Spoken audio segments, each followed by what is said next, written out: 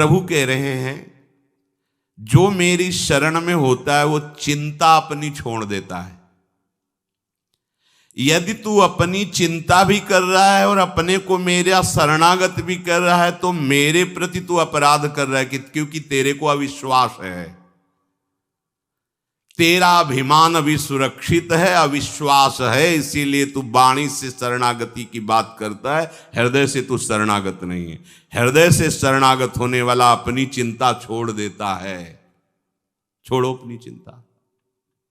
देखो कितना प्रपंच लादे हो चिंता का अपनी। पता नहीं धन नहीं होगा तो वृंदावन वास कैसे होगा, परिवार से हट जाएंगे तो धन मिलना बंद हो जाएगा, और अगर ऐसा तो ऐसा साधन नहीं बना, पता नहीं प्रभु स्वीकार करें कि ना करें, और हो सकता है अपराध बन जाए वृंदावन में तो नरक ही मिलेगा, और क्या क्या क्या क्या परेशान है। वैष्णवों से मिलेंगे तो वैष्णव अपराध बन जाएगा, धाम में रहेंगे तो धामापराध बन जाएगा, नाम जपेंगे तो नामापराध बन जाएगा, इसलिए सब कुछ करना ही नहीं है। प्रपंच ही बढ़िया है, अरे दूर है, बढ़िया है, हाँ भोगो चैन से, मौज से। 4 दिन की जिंदगी मौज कर लो, खुद कह रहे 4 दिन की जिंदगी और मौज कर लो। मौज है कहाँ? स्थान कौन सा मौज से परिपूर्ण है? प्रभु के चरणारविंद। मेरी शरण होकर तू चिंता करता है, मेरे प्रति तेरा अविश्वास और तेरा अहंकार है। मेरी शरण होकर भी मेरे पर विश्वास नहीं, पूरा भरोसा नहीं, तो तू मेरा कैसा शरणागत है? उपासक अपने दोषों को लेकर के यदि चिंता करता है, देखो ध्यान से सुनो, हम यहीं फंस जाते हैं। उपासक अर्थात शरणागत अपने दोषों को लेकर यदि चिंता करता है तो वो अभी शरणागत नहीं, उसके अंदर अपने अभिमान का बल है, इसीलिए वो ऐसा करता है। क्योंकि दोषों को मिटाने की उसमें अपने सामर्थ्य अनुभव में आ रही, इसीलिए वो चिंतित है। अगर तेरे में अभिमान नहीं तो फिर तू चिंता क्यों करता है? हां, दोष देखकर दुखी होना अलग बात है, चिंता करना अलग बात है। दुख तो उपासक को होगा कि ये नहीं होना चाहिए। एक क्षण आया, बस राधा राधा राधा, मैं तो दूर कर ही नहीं पा रहा हूं और ना कर पाऊंगा तो समय क्यों नष्ट करूं? राधा वल्लभ श्री हरिवंश, राधा वल्लभ श्री हरिवंश। अंदर से उसे दुख होगा, पर वो ये चिंता नहीं करेगा मेरा कल्याण होगा कि नहीं, ये दोष है पता नहीं, ये सब व्यास भरोसे कुंवरी के। बिल्कुल ये बात बैठ जाएगी उसी के हृदय में जिसका काम बनना है इस जन्म में, नहीं तो सुन करके भी आप इसे गंवा देंगे। सारी की सारी बात वृंदावन भूमि में हो रही है। जब किसी से कहा जाता है सत्य बोलना, चलो मंदिर में चढ़ के बात करो, तो मंदिर में के हाँ घर में बैठ के भगवान की बात कर रहे हैं, भगवान की बात कर रहे हैं, भगवान के घर में बैठकर भगवान की बात कर रहे हैं। अब तो विश्वास कर लो।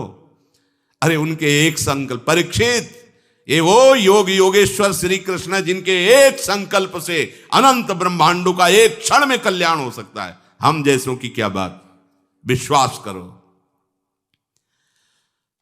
छोटा बालक जैसे पास में कोई भय आता है तो वो रो देता है, पर भरोसा उसको है कि जो ही मैं रोया मेरी मां दौड़ के आएगी, मुझे बचा लेगी। उसे ये भय नहीं रहता कि ये हमको नष्ट कर देगा, क्योंकि उसको ये है कि मेरी मां है। अच्छा, उसकी मां ना सुन पावे उसका रोना, लेकिन मेरे प्रभु सर्वत्र उनके कान हैं, वो उसी क्षण। और मां का लाडला जहां भी खेलता होता है, मां वही काम करती कि एक दृष्टि जरूर उस पर जाती रहे। ठीक से खेल रहा है ना, तो करो सदा तिनके रखवारी, जिम बालक राखे महतारी। बहुत जोर की बात है, आप इसे स्वीकार कर लीजिए। प्रभु आपको हर क्षण देख रहे हैं, प्रभु जान रहे हैं आपकी स्थिति। आपको चिंता नहीं करनी, चिंतन करना है, प्रभु का चिंतन करना है। दोष उपासक को अच्छे नहीं लगते, दुख देते हैं अंदर, पर वो चिंतित नहीं होता, अविश्वास नहीं होता, उसको परिणाम में भ्रम नहीं होता। समझिए, है जरूर ये सब, पर मेरी प्रिया जी बहुत कृपाल है, जब चाहेंगी तब सब ठीक हो जाएगा, ना ठीक हो तो भी प्रिया जी मुझे मिल जाएंगी। इस पर कभी आशा बंधा, ये शास्त्र आदेश करता है। दृढ़ आशा रखो भगवान मिलेंगे, हमारे गुणों से नहीं है, हमारी साधना से नहीं, अपनी कृपा से मिलेंगे। हमारी स्वामी ने कहूं न रिस कहूं भूल ही न हो सकी, तो निश्चित निश्चित हमें स्वामी जी मिलेंगे। चिंता करने का अर्थ है भीतर में छिपे हुए अभिमान का, अपने बल का आश्रय। ये भक्तों में भी हो जाता है। जैसे द्रौपदी जी का चीर खींचा तो पूरी सभा की तरफ देखा, पांडवों की तरफ देखा, भीष्म जी की तरफ देखा, अपनी भुजाओं से पकड़ा, दांत से पकड़ा। जब ये सब देखा कि अब कुछ नहीं हो सकता, अब तो केवल श्री कृष्ण, तो इतना विलंब क्यों किया? पहले ही श्री कृष्ण का आश्रय इतना दृढ़ होता तो महल से ही नहीं छू सकता था, महल में ही नहीं छू सकता था दुशासन, वही चमत्कार प्रकट हो जाता। अब पूरा का पूरा छोड़कर जे भी हे श्री कृष्ण द्वारिकावास, यहीं से बढ़ गया पट। कहीं कुछ उनको आना जाना थोड़ी, इतना बोलना था कि खिंचा हुआ वस्त्र बस यहीं से खिंचता रहा, यहां से हट नहीं पाया। उपासक अपने अंदर जब तक बल रखता है अपने बचाव का, बहुत ध्यान देने योग्य बात है, अपना अहंकार बचा के रखता है, तब तक भगवान नहीं आते। नहीं आए द्रौपदी जी के, नहीं आए। और परम प्रिय सखी है, बहुत प्यार करते हैं प्रभु द्रौपदी जी को। कृष्णा के जो संधि को जा रहे थे तो उन्होंने ऐसे बाल करके दिखा, प्रभु इन्हीं केशों को पकड़कर सभा में खींच कर लाया गया था। आप जानते हो इन केशों को हम कब बांधेंगे, आपको पता है। भगवान संधि कराना चाहे, संधि ना हो। दूसरी बात, यह हमें पक्का विश्वास है कि हमारे गुण दोष से भगवत प्राप्ति नहीं होगी।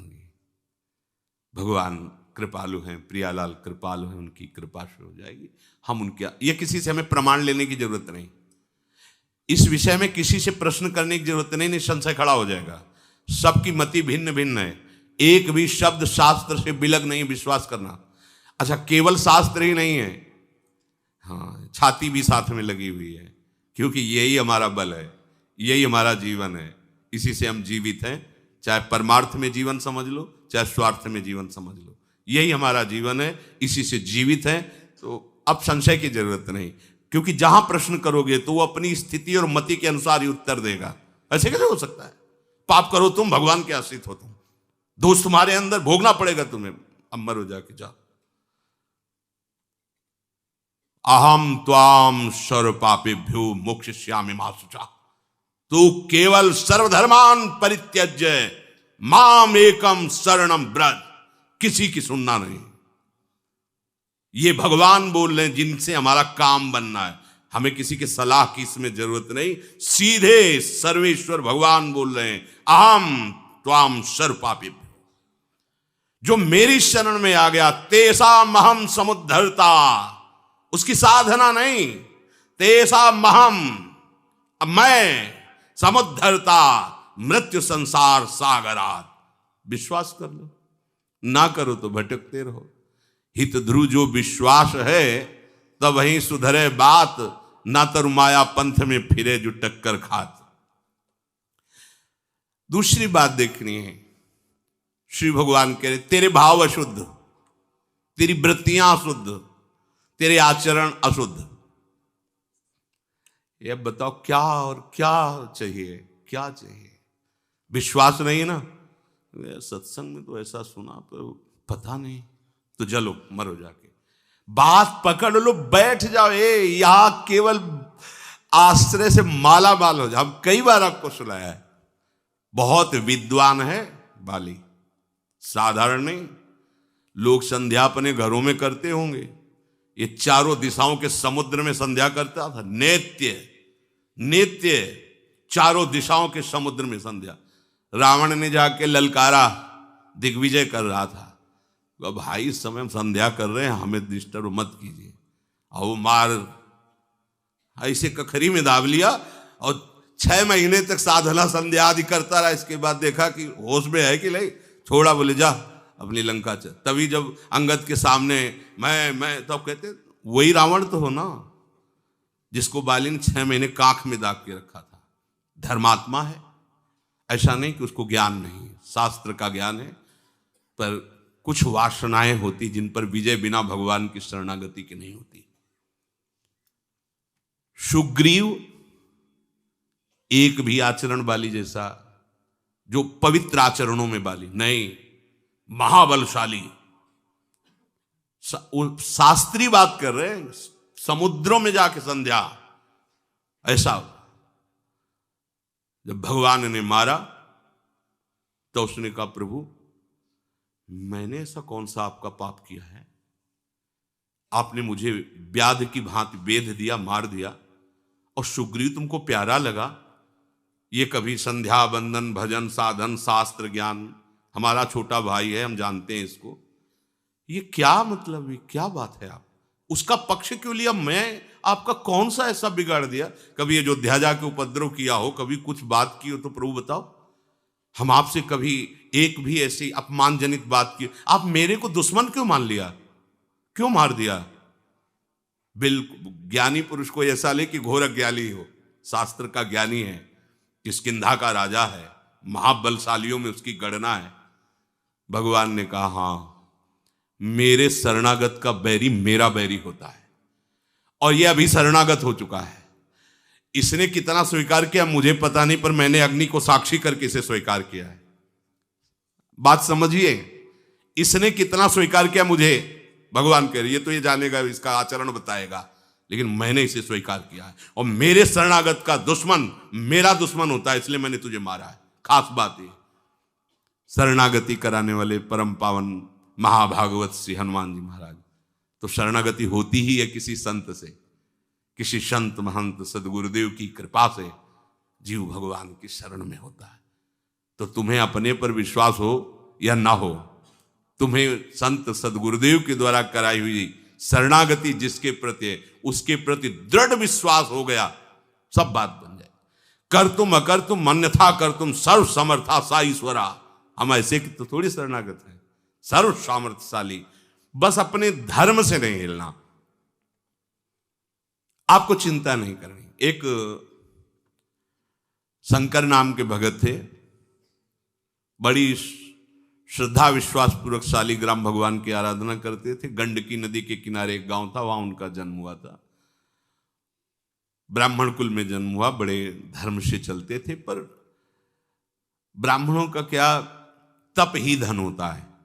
तो एक जमींदार ठाकुर थे, वो उनको रोज सीधा देते और अपने मंदिर की सेवा में भी उनको, और एक पाठशाला खुलवाई थी संस्कृत की, तो कुछ अर्थ भी देते थे, और गुरु की तरह उनको मानते थे शंकर भगत को।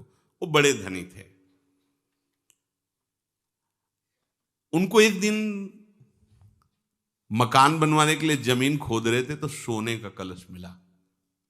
जमींदार जो धर्मात्मा पुरुष धर्म करते रहते हैं, तो ये सब ऐश्वर्य धन उनके पास जाने लगता है, क्योंकि उससे जगत मंगल होता है। तो उन्होंने पंडित जी से पूछा, ये स्वर्ण मिला हुआ है, उस समय करोड़ों की लागत का। तो उन्होंने कहा कि आप भगवान सूर्य का मंदिर बनवाएं, कुछ हिस्से से अपने परिवार की और उन्नति के लिए रख लीजिए, पर उसका 1/3 हिस्सा मंदिर में लगवाए। बात कुछ दिनों बाद जो जमींदार थे वो पधार गए, तो उनका जो बड़ा लड़का था वो बहुत ही दुष्ट स्वभाव का था। केवल उनके भय से वो चुपचाप रहता था, वो दुष्टता उस समय भी करता था। अब तो पिता गए, तो उसे पता था स्वर्ण राशि का भी कि मंदिर बनाने के लिए ऐसा ऐसा, तो उसने पूरी नकली दस्तावेज तैयार किए, उसमें अपने पिता के दस्तखत कर दिए, और उसमें लिख दिया कि मैं अपने बड़े बेटे को पूरे स्वर्ण का अधिकार देता हूं, वो जो चाहे सो कर सकता है, और दस्तखत अपने पिता के। जब बंटवारे का समय आया तो भाइयों ने बात रखी कि पिता ने कहा था उस स्वर्ण राशि को सूर्य मंदिर बनवाना है, और इसके साक्षी हैं शंकर भगत। नहीं, अंतिम समय एकांत में पिता ने केवल मेरा ही अधिकार रखा है, आप कागज देख लीजिए। और ऐसे दस्तखत संभाल के किए थे कि बिल्कुल वैसे ही पिता के जैसे। गांव के लोगों के सामने पंडित जी को बुलाया। पंडित जी ने कहा नहीं, हमसे तो उन्होंने यही कहा था कि सूर्य मंदिर बनेगा, ऐसा ऐसा, दिखाओ कागज।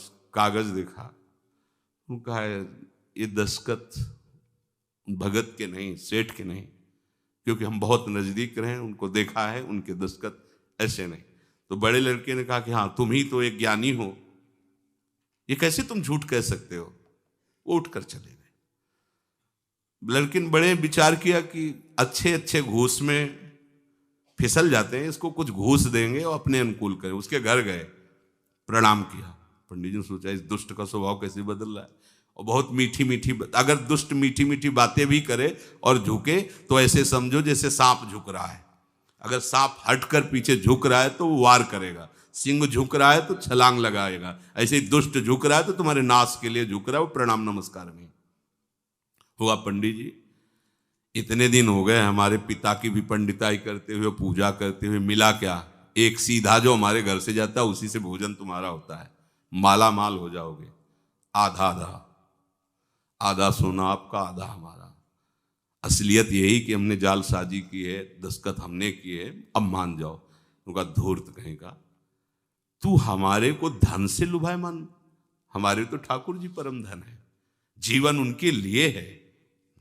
भले तेरे घर से सीधा ना आवे तो मांग के खा लेंगे, लेकिन धर्म विरुद्ध आचरण थोड़ी करेंगे। तो आश्रय नहीं बदलना चाहिए, धर्म विरुद्ध आचरण नहीं होते भक्त के शरणागत। उनका हमारे प्रभु सर्व समर्थ है, मैं उनका शरण भाव स्वीकार किए हूं, मुझे किसी धन आदि की अधर्म पूर्वक जरूरत नहीं।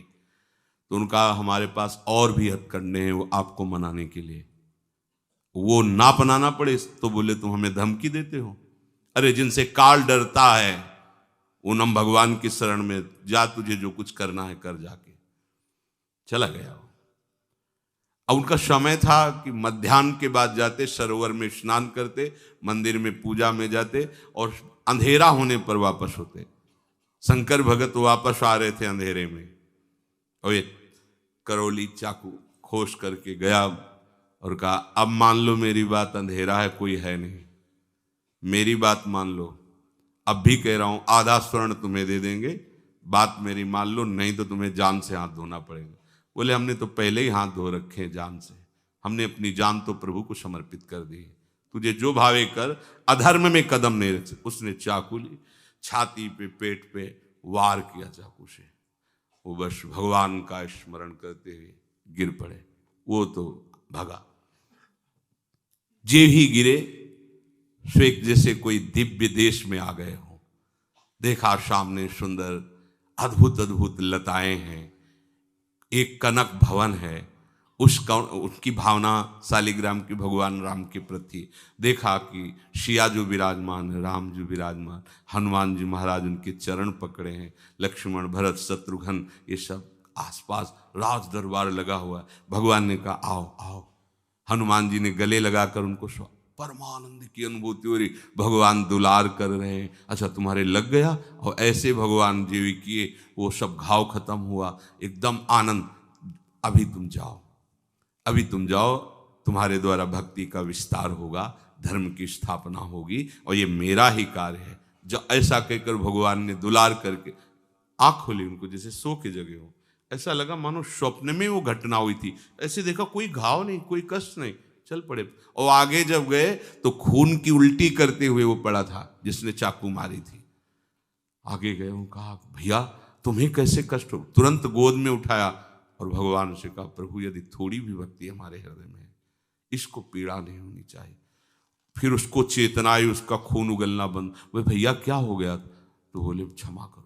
जे ही आपको मार के हटा तो पता नहीं कौन था, हमें परिचय नहीं, पर वो इतना बलवान था कि उसके एक थप्पड़ पर हम उस समय से खून ही डाल रहे हैं और हमें होश ही नहीं। अगर आप हमें गोद में न बैठालते, दुलार न करते, तो मुझे होश ही नहीं होता। कभी गलती नहीं करेंगे, कभी बेईमानी नहीं करेंगे, हम सब सभा के बीच में कह देते ऐसा ऐसा। और आज से जीवन भर आपकी हम सेविका है। हम जान गए कि भगवान की भक्ति में कितनी सामर्थ्य। ये कर तुम अकर तुम अन्यथा कर तुम, तेरे भाव ठीक नहीं है, तेरी वृत्तियां ठीक नहीं है। अरे जो स्वीकार करे वो कह रहे भैया तुम्हें दुनिया से क्या मतलब है, समझो। हमें इनकी शरण में होना है ना। हमें दुनिया से मतलब नहीं, दुनिया हमको काना कहे, कुरूप कहे, लेकिन मालिक मुझे पसंद करते तो दुनिया से हमें क्या मतलब है। मैं किसी योग्य नहीं हूं, लेकिन मेरे मालिक मुझे पसंद करते हैं, तो हमें दूसरों को पसंद करवाना है क्या? इसी को दंभ कहते हैं। मालिक की पसंदीदा बात पर तुम्हारे को ध्यान नहीं है, दूसरों को प्रसन्न करना चाहते हो, तो ये सब नगर नारी के स्वांग है। स्वांग सब नगर नारी के, विषयीन हाथ बिकाए ने रिझवन बतार के। अपने प्रीतम को प्रसन्न करना है क्या? तू मेरा शरणागत है, तेरा भाव ठीक नहीं, तेरी वृत्ति ठीक नहीं, तेरे आचरण शुद्ध नहीं, तो भी तुझे चिंता नहीं करनी, क्योंकि तू मेरा है, मैं चिंता करूंगा। बोलो क्या परेशानी? योगक्षेमम वहम में हम, तू मेरा चिंतन करना। इतनी खुली बात, ये मतलब केवल भगवदाश्रित होने की बात है। केवल तू अगर चिंता करता है तो तू संभाल लेगा क्या अपने को? फिर मेरी शरण में चिंता का है, तेरा भाव अशुद्ध है, तेरे आचरण अशुद्ध है। राधा राधा, एक दिन महात्मा बन जाओगे। ये आश्रय तुम्हें एक दिन भगवान के समान बना देगा। मेरी शरण जो लेकर के तू शोक करता है, भाई तू बड़ी भारी गलती कर रहा है। मेरी शरण होकर भार अपने सिर पर ले रहा है। व्यासदास प्रगत बखानत डारी भार पे भार, परम धन राधा नाम आधार। शरणागत होने के बाद भक्त का लोक परलोक, भक्त की सदगति मेरी जिम्मेवारी। अब बताओ क्या करोगे? राधा राधा करो, चुपचाप राधा राधा। हे पकड़ लो, स्पष्ट पकड़ लो, यही बात पकड़ ली। अंतिम में भी यही बात आती, भरोसो दृढ़ इंचर, ये आखिरी शब्द है। शरीर छूटने का समय था, तब सूरदास जी, भरोसो दृढ़ इन चरणन केरो, श्री वल्लभ नख चंद्र छटाबिन, सब जग माहि अंधेरो भरोसो। आखिरी पंक्ति में कहते कि मैं अपनी बात क्या कहूं, दोनों तरह से अंधा हूं, बाहर से भी और भीतर से भी। भाई यही खास बात है, हर तरह से असमर्थ हो। वो भगवान करे तुझे लोक परलोक की चिंता, सदगति की चिंता नहीं करनी, मेरे भरोसे मेरा आश्रय कर। किसी भी बात की चिंता करना मेरी शरणागति में कलंक है। दिविवा भूवा ममास्तु वासो, नरके वा नरकांतक प्रकामम, अवधीरित सारदार विंदौ चरणौ ते मरणे पि चिंतयामि। हे नरकासुर का अंत करने वाले प्रभु, आप मेरे को चाहे स्वर्ग में रखें, चाहे भूमंडल में रखें, चाहे नरक में रखें, आप जहां चाहें वहां रखें, जो कुछ चाहें वो करवावें। आज से मेरा कोई भी अधिकार इस शरीर पर नहीं है, मेरे पर आपका अधिकार है। हाँ, बस मैं एक बात चाहता हूं कि आपके श्री चरणारविंद का आश्रय न छूटे, आपके चरणारविंद का चिंतन न छूटे। बस आपको पूरी छूट, जहां चाहो जैसे चाहो रखो, जैसे चाहो बर्ताव करवाओ नाथ, बस आपका चिंतन न छूटे। आपको एक भाव केवल दृढ़ता से पकड़ना है कि मैं प्रियालाल का प्रियालाल मेरे। चिंता भय शोक शंका बिल्कुल नहीं करनी, जड़ से हटा दो इसे। आप देखोगे आप धीरे धीरे निर्दोष होते जा रहे हो, क्योंकि अब दृष्टि प्रभु पर टिक गई है आपकी। भरोसा ले लिया, प्रभु की दृष्टि आप पर। ये था माम प्रपद्यन्ते, और जहां प्रभु की दृष्टि पड़ी तो जैसे सूर्य के प्रकाशित होने पर अंधकार नहीं टिकता, ऐसे प्रभु की दृष्टि पड़ने पर वो महासदगति को प्राप्त होता है, निर्विकार हो जाता है, वो साधु हो जाता है। भगवान कहे ना, क्षिप्रम भवति धर्मात्मा, मैं उसे बहुत शीघ्र धर्मात्मा बना देता हूं। प्रभु के सन्मुख होकर शरीर का सहारा, भोगों का सहारा, व्यक्ति का सहारा, धन का सहारा, शरीर के संबंधियों का सहारा, ये सब मिट जाता है। असली शरणागति जब उदय होगी, तुम्हें मिटाने के लिए प्रयास नहीं करना, स्वयं अरुचि हो जाएगी। अब आप में शरणागति का प्रभाव जागृत हो रहा है। क्या? निश्चिंतता। जब भक्त अपनी मान्यताओं को, अपनी मानी हुई समस्त संपत्ति को, वृत्तियों को प्रभु के हवाले कर दिया, समर्पित कर दिया। लोक परलोक की कोई चिंता उसके हृदय में नहीं रह जाती। मेरा जीवन निर्वाह कैसे होगा, मैं कहाँ रहूंगा, बीमार होऊंगा तो मेरी सेवा कौन करेगा, मेरी दशा क्या होगी, मेरी गति क्या होगी, ये चिंता शरणागत में बिल्कुल नहीं रहती। प्रभु के शरण होने पर शरणागत भक्त में ये एक बात आ जाती है कि अगर प्रभु के पसंद में मैं ना आता तो प्रभु ये मुझे मार्ग ही नहीं देते। जब मार्ग दे दिया शरणागति का मतलब वो मुझे अपनाना चाहते हैं। अब अपनाना चाहते हैं तो पहले तो हम बहुत गंदे थे, अब तो उसके दाग रह गए हैं, तो गंदगी में स्वीकार किया है मुझे। उस समय कोई महात्मा थोड़ी था जिस समय शरणागत उन्होंने लिया है, ध्यान देने की बात है। उस समय तो बहुत ही गंदा विचार संसार ही था। जब उस जगह से मुझे चयन किया है तो अब तो उनके मार्ग में चलने से काफी धुलाई सफाई हो ही गई, थोड़े थोड़े दाग रह गए। ये भी वो उनके पास ऐसे हैं, कपड़े में दाग लग जाए ना तो साबुन से नहीं छूटता, वो कुछ एक और आता है आला निराला कर देता है। भगवान कृपा का आला डाल करके उसको ऐसे चमका देते हैं कि कोई दाग नहीं रह जाता। फिर जगत बंदनी सतरति सस्तरति सा लोकाम तारयति, ये उनके पास है, ये और किसी के पास नहीं। ऊपर का तो मिट जाएगा लेकिन दाग जो नहीं मिटता है, उस दाग को वही हैं सबके कृपा सिंधु दाग मिटाने वाले, वही मिटा देते हैं। मेरा जीवन प्रभु के लायक सुंदर और शुद्ध ना था और ना हो पाएगा मेरे द्वारा। जब उन्होंने उस समय स्वीकार किया, देखो खास बात समझने की, हम प्रभु के हैं।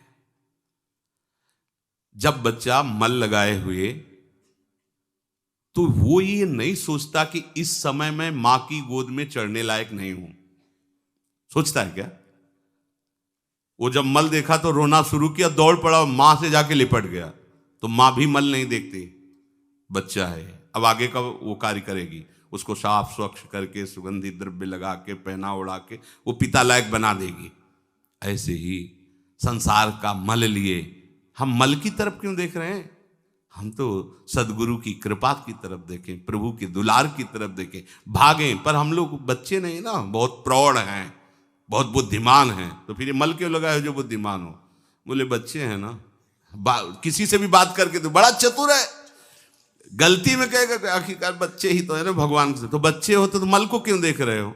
भाग मां की तरफ, भाग प्रभु की तरफ भाग, वो वैसे ही तुझे स्वीकार कर लेंगे। वो नहीं देखते तू मल लगाया है कि नहीं, वो तो तुमको खुद निर्मल करेंगे। आप आओ ना, जैसे भी हो, जैसे भी हो, पुरुष नपुंसक नारी वा जीव चराचर कोई, शब्द देखो, सर्व भाव भज कपट तज मोहि परम प्रीस हो, एकमात्र प्रभु का सहारा।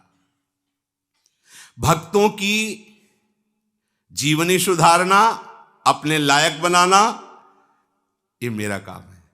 वो सच्ची सच्ची वही कर देते हैं। घोर हिंसक पापी को ब्रह्म ऋषि बना देते हैं। ऐसे उनके पास है ऐसा, अपने पास लही बल लेके, अपनी ताकत लही है। मेरी वृत्तियां ठीक नहीं रहती। वास्तव में मेरी वृत्तियां मानना शरणागत में कलंक है। अब मेरी कैसे रह गई? मेरी कैसे? भगवान की वृत्ति होकर भी ऐसा गंदा सोच सकती क्या? ये तीन गुणों से रचित सृष्टि किसकी है?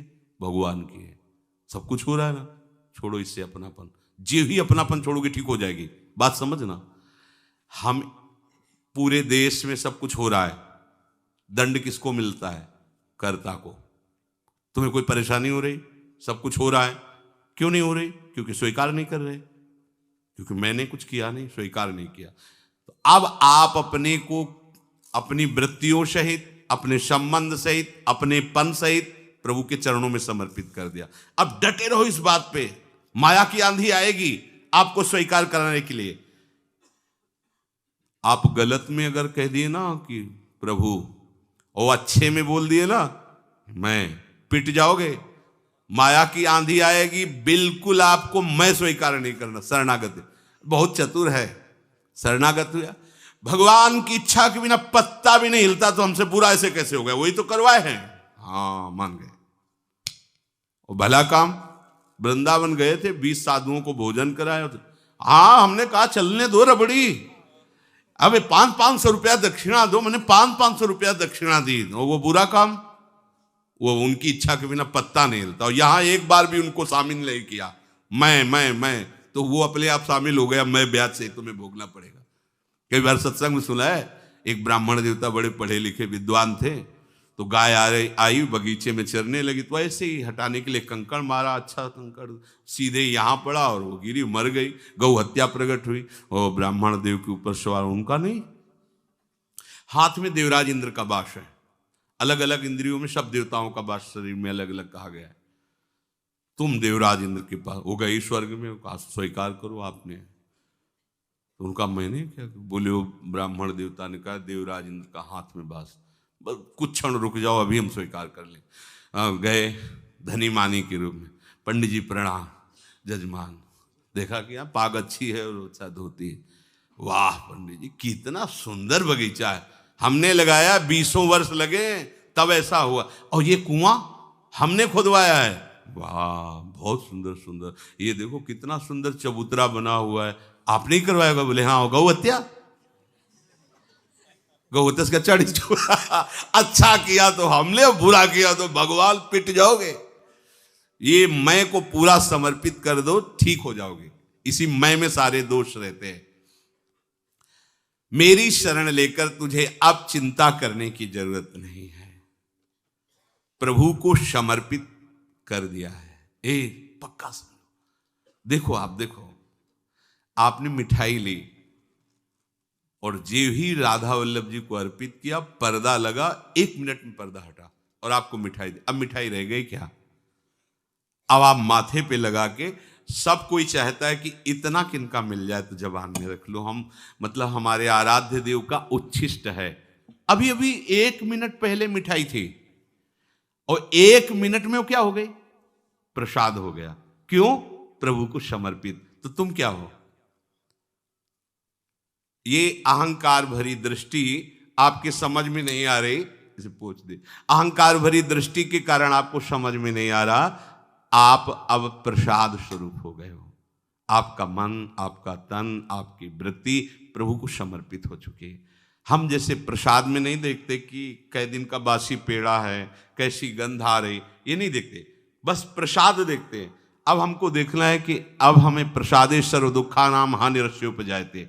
अब हमारे को दुख नहीं करना, ना अपने शरीर को लेकर, ना अपनी वृत्ति को लेकर, ना अपने मन को लेकर, क्योंकि ये सब प्रभु को समर्पित। इससे तुम हिलना नहीं, इस बात से तुम हिलना नहीं। बस बात देखो, बात पकड़ने की होती है। चतुर्भुजदास जी कथा कह रहे थे, उन्होंने कहा कि दीक्षा जो ले लेता नया जन्म हो जाता है। तो संयोग वशात एक सेठ के यहाँ चोरी करके वो चोर भागा था और संत समाज देख करके उसमें छुप गया कि यहाँ राज कर्मचारी पकड़ेंगे नहीं। और ऐसा ही हुआ, वो देखे सत्संग हो रहा, वो चले गए। यहाँ कैसे चोर बैठेगा, इतनी शांति कहाँ क्यों बैठ करके कथा, और कान में वो शब्द पड़ गए। कथा संपन्न हुई, चतुर्भुजदास जी के पास गए और कहा महाराज भी आपने कहा कि दीक्षा लेने से नया जन्म हो जाता है, पक्की बात है? हाँ। सारे पाप नष्ट हो जाते हैं? हाँ। अगर आगे पाप ना करे तो हमें दीक्षा दोगे? हम चोर हैं, बहुत पाप किया, हिंसा किया है, व्यभिचार किया, चोरी की है। हाँ, दे देंगे। तो कल के लिए नहीं ऐसे लोगों को टाला जाता। ये लोग विशेष कृपा पात्र होते हैं। अभी बुद्धि बदली, कौ सुबह बदल जाए। तुरंत उन्होंने अपनी तरफ से कंठी लेकर उनके गले, जग मंगल के लिए संत का स्वरूप होता है। उसने निश्चय किया कि अब इस जन्म में मैं पाप नहीं करूंगा। गुरु कृपा हो गई, मेरा नया जन्म हो गया। और शाम का समय अपना मुंडन करा के, तिलक लगा, कंठी बांध के, दीक्षा लेके दूसरे दिन टहल ही रहा था कि वही सेठ दे, अरे पहचान गए, ये तेरे बाल मुलाने से और कंठी तिलक बांधने से तू बच नहीं जाएगा। तुरंत उसको बंदी बनाया और राजा के सामने पेश किया। ये वैष्णव वेश धारण किए, ये वैष्णव नहीं, कल हमारी चोरी की थी। दृढ़ निष्ठा देखिए, स्वीकृति का सारा खेल है। उसने कहा महाराज इस जन्म में हमने चोरी नहीं की। बोले जन्म की क्या महाराज, हम कसम खा के कहते हैं कल इसने हमारे यहाँ चोरी की।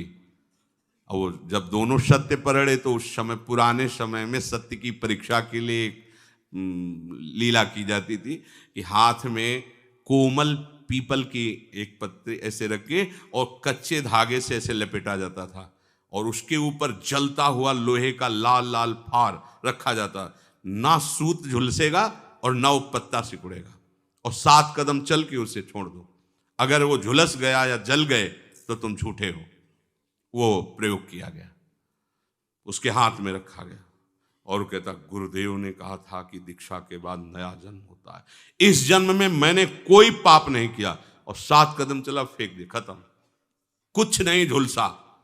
राजा ने कहा फांसी दे दो इसको, ऐसे वैष्णव पर झूठा आरोप करता है। अब तो कोई, तो उन्होंने राजा से कहा फांसी न दो, ये भी ठीक कह रहा है। बोले आप कैसे ठीक मान सकते हैं, आपने अभी तो प्रमाण दिया। बोले नहीं, वो इस जन्म की बात है ना, कल तक हमारा दूसरा जन्म होता, हम कल तक चोर ही थे, हाँ आज हम गुरुजी से दीक्षा ली तो अब हमारा नया जन्म। मिलाओ अपने वो चतुर्भुजदास जी का फिर शिष्य। आप देखो स्वीकृति, अभी तक हम पापी नीच अधम सब थे, पर आज से हम भगवान के शरणागत हैं। अब हमारी जिम्मेवारी प्रभु के ऊपर है, हमारी जिम्मेवारी अब हमारे ऊपर नहीं है। हमारे कल्याण की, हमारी पवित्रता की, हमारी साधुता की, हमारे जीवन सारी जिम्मेवारी मेरे प्रियालाल के ऊपर। बड़ निश्चिंत हो जाओ, हरि गुरु आश्रय ले। पर ये तभी होगे जब ऐसी स्वीकृति होगी कि नहीं, गुरु ने कहा है कि नया जन्म होता है, तो इस जन्म में हमने वो डर जाता अगर निष्ठा ना बनाया था कि मतलब कल तो चोरी की थी, पता नहीं गुरु जी के वाक्यों में दम है कि नहीं, जल जाता, पक्का जल, उसे पक्का विश्वास था कि नहीं। ये परमार्थ विश्वास है। महादेव जी से उमा जी ने कहा अब गंगा स्नान गए, देखो कितने पावन लोग, हजारों लोग गंगा, बोले पानी में नहा रहे हैं, गंगा तो कोई एक आध नहा रहा है इसमें। आपकी बात तो हमारी समझ में नहीं आती है, हजारों डुबकी मारे जय गंगा जय गंगा, आप कह रहे हो कि पानी में नहा रहे। बोले आपको बताते हैं गंगा स्नान ऐसे साइड में फिसलन का सा रूप करके और गड्ढे में गिर गए, वयोवृद्ध का रूप रख के, और माता भगवती अपने रूप का शमन करके साधारण नारी की तरह, और जो गंगा नहा के निकल, भैया हमारे पति फिसल के गिर गए, हमारी सामर्थ्य नहीं कि उठा, थोड़ा आप हाथ लगा दोगे। तो कोई कोई तो क्या बुढ़ा, चले गए। कोई कोई लोटा जहां रखता तो बोले सुनो भैया हमारे पति निष्पाप हैं, अगर तुम पापी हुई और छुआ तो भस्म हो जाओगे। बोले ओम करते हाथ जरे, कौन इस चक्कर में पड़े, चल दिए। प्रायः कोई एक भगवत स्मरण करते हुए आ रहे थे तो उठाने के लिए उनका, भैया सुनो हमारे पति निष्पाप हैं, यदि कोई भी पाप आपके अंदर है आप छुए तो भस्म हो जाएंगे। तो उनका माता जी अभी संशय क्या, गंगा नहा के आ रहा हूं। गंगा स्नान से जीव तत्काल निष्पाप हो जाता है, तो अभी संशय है क्या। और उठाया महादेव जी को बाहर और उनको भगवान ने फिर दर्शन दिया। गंगा किसने स्नान किया, हजारों में एक ने, नहीं सब पानी में डुबकी लगे। ये गंगा स्नान क्या हुआ, विश्वास, मैं गंगा स्नान करके आ, अरे मैंने गुरुदीक्षा ले ली है, अब हमारा जीवन कोई साधारण थोड़ी है, हम तो प्रभु के दास हैं, हम तो प्रियालाल के। ये ठसक, बोले कैसे हम प्रियालाल के हो सकते हैं, हमारा तो मन नहीं लगता, हमारे तो ये, हमारे तो वो।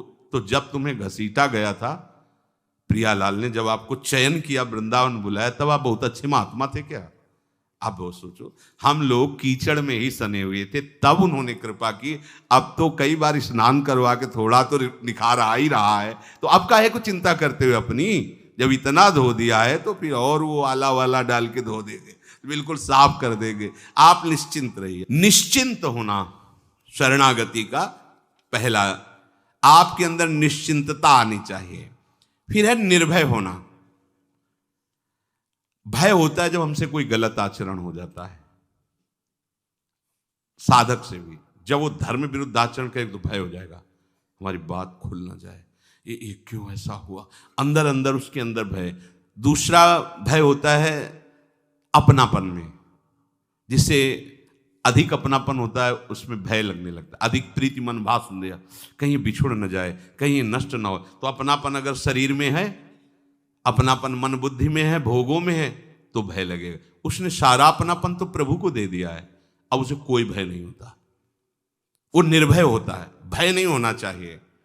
आचरणों की कमी होने से भीतर में भय पैदा होता है। सांप, बिच्छू, बाघ आदि से बाहर से भय पैदा होता है। शरणागत को दोनों प्रकार का भय नहीं होता। अब वही होगा जिससे हमारा सुधार होगा। प्रभु की होगी कोई लीला, मान लो गलती करवाएं, पिटवा दें, निंदा हो तो जरूरी थी ये दवा। कोई ना कोई अंदर अहंकार बकाया होगा, उसको ठीक करने के लिए लीला कर रहे हैं। अब हमें भय करने की जरूरत नहीं, मंगल हमारा निश्चित है। मंगल भवन की शरण में अब कुछ भी होगा सब मंगल होगा। बड़े बड़े विद्वानों को भी देखा गया कि भय रहित नहीं हो पाते, शरणागत निर्भय होता है। 5 वर्ष के बालक प्रहलाद जी, क्या क्या उनके साथ हिरण्यकश्यप कर, कभी रोए क्या, कभी भयभीत हुए क्या? यहां चूहा निकल पड़े तो सब खड़े हो जाएंगे। ले हम लोग कैसे शरणागत भक्त है, अगर चूहा निकल जाए तो सब अभी खड़े, हल्ला मच जाएगा कि चूहा ऐसे। तो मतलब भय की स्थिति तभी जाएगी। देखो कहा सिंह हो, बोले नहीं नरसिंह।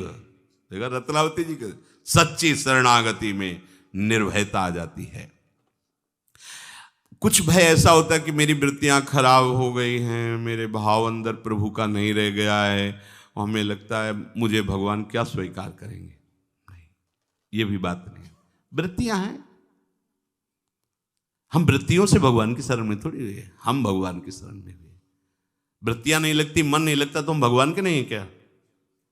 हाँ ठीक है, देखो जैसे पंडित का लड़का है, पंडित के आचरण नहीं कर रहा है, उद्दंडता कर रहा है, तो कहा तो पंडित का लड़का जाएगा। ऐसे ही हमारे आचरण संत महात्माओं जैसे नहीं है, पर हम अंदर से कहते हैं हम हैं तो प्रभु के ही ना।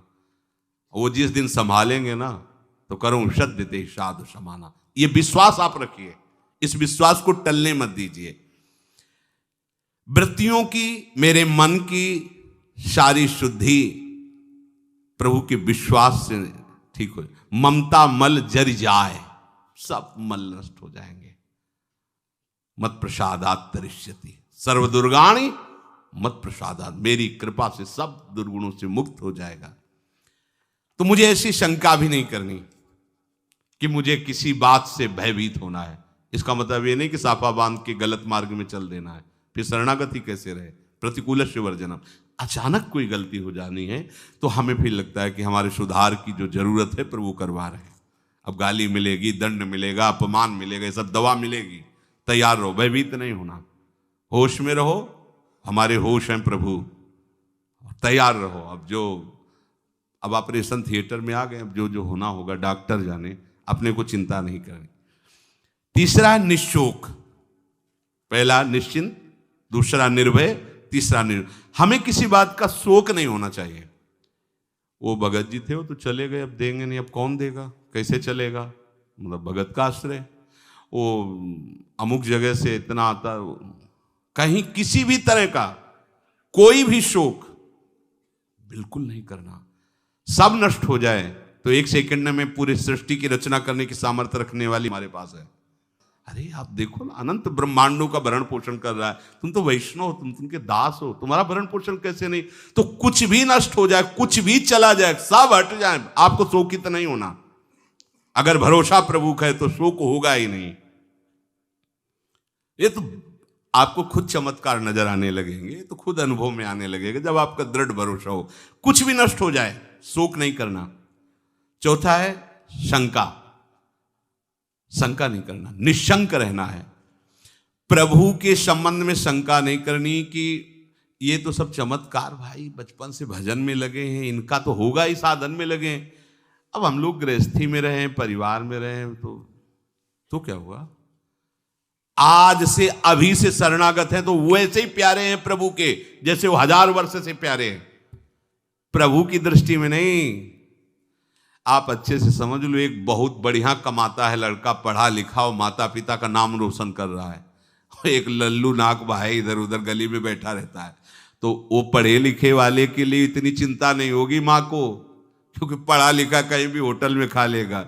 ये तो ऐसा लल्लू है कि भूखा ही बैठा रहेगा, इसको खुद पता नहीं तो माँ जाएगी जबरदस्ती उसको पवाएगी बैठ के, और पा। ऐसे ही प्रभु के लिए हम लोग लल्लू है, वो हमारा प्यार इतना सुरक्षित है। जो ज्ञानी विज्ञानी महात्मा जितेंद्रिय हो तो भैया पढ़े लिखे बड़े, अपने लोग क्या है, न ज्ञानी है, न विज्ञानी है, न बैरागी है, न महात्मा है, बस प्रभु के हो गए हैं, वो भी उनकी कृपा से। अपने अंदर कोई ऐसी लालसा भी नहीं थी कि हम प्रभु के हो जाए, हो गए ऐसे उनकी कृपा से। बस ये समझो वो इतना दुलार करते हैं कि बड़े बड़े ज्ञानियों को भी उतना ज्ञानियों को कहा है आत्मा, मेरी आत्मा है, लेकिन भक्तों को क्या कहा है, मेरा भक्त अगर तुम, मैं अपनी आत्मा शंकर, भगवान ने ऐसे वर्णन किया, बलराम जी, लक्ष्मी जी, यहां तक मेरा तन मैं उसको भी त्याग दूं। इतना प्यार करते हैं अपने भक्तों से। पर कौन से भक्त, जो पूरे के पूरे प्रभु के आश्रित है। हमें शंका नहीं करनी कि पता नहीं मैं शरणागत हुआ कि नहीं, पता नहीं भगवान ने हमें स्वीकार किया है कि नहीं। हमने स्वीकार कर लिया, बस ये हमारी जो स्वीकृति हुई ना, ये उन्हीं की स्वीकृति से हुई, हमारी स्वीकृति से नहीं। अगर आप बोल रहे राधा, तो श्री जी आपको प्यार करती, तब बोल पाए तुम राधा। तुम्हें याद आया प्रिया प्रीतम, ये तभी याद आया जब वो निकुंज से आपको याद कर रहे हैं। विश्वास करो इस बात पर, आपकी सामर्थ्य नहीं थी कि आप अपने चिंतन वृत्ति को इधर ले जाते, उन्होंने घसीटा है। अब शंका मत करो उनकी शरणागति पर। प्रभु का प्रियालाल का मैं हूं, प्रियालाल मेरे हैं, इसके बीच में कोई संदेह नहीं। मैं कैसा हूं इससे कोई मतलब नहीं। पांचवा, परीक्षा ना करना। प्रभु की शरण होकर ऐसी परीक्षा ना करें कि मैं जब प्रभु की शरण में हो गया हूं तो मेरे में ऐसे लक्षण घटें कि नहीं घटें। नहीं घट रहे तो मतलब शरणागत नहीं हो। लक्षण घटवाएं या ना घटवाएं, सद्गुण हो या ना हो, गले पड़ गए, हाथ टूट गया ना, गले में पट्टी से बांध दिया, वो क्या है, गले पड़ गए। हम प्रभु के गले पड़ गए, हाथ टूटा हुआ पट्टी में हिलगा हुआ है, अब वो कुछ नहीं कर सकता, बस गले पड़ा हुआ है। समझ रहे हो ना, ऐसे ही हम टूटे हुए हैं, हम कुछ करने लायक नहीं है, पर प्रभु के गले पड़े हैं, दूसरे गले मत लगला। यहां हम कहते प्रभु के गले लगते हैं, विषयों के, भोगों के, ना जाने क्या क्या, ये ठीक नहीं है। वो हाथ केवल गले पड़ जाता है, ऐसे केवल हरि प्रिया के चरणारविंद के आश्रित, अन्य आश्रय नहीं।